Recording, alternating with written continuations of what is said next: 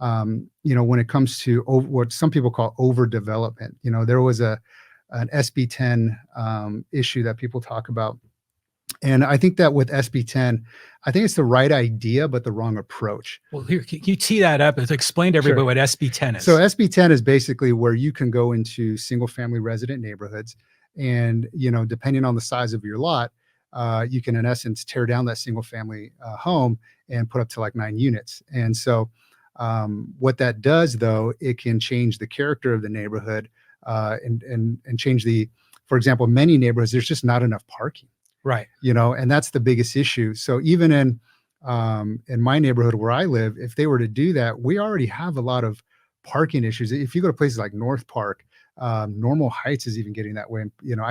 I avoid those places now because I can't find parking. Right. And so, and not just, parking's the main issue, but you also have things like, sewer, electric, all these things that where those neighborhoods aren't prepared for.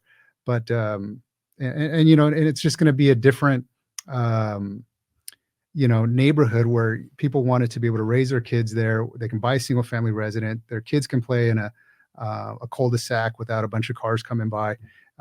These neighborhoods were built by the greatest generation.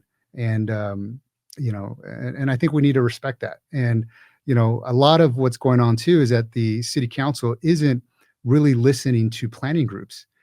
For me, I think planning groups is a great way as elected official to get as much information and insight from the residents. And as an elected official, it is our job to do what those residents want, and that's why I like to run as an independent, because I get to represent the people, as opposed to some of these candidates who are really looking to use this as a platform, as either as a mayor or a state senator. They're really following the party's platform as opposed to their community's platform. So, that's a big issue. One of the things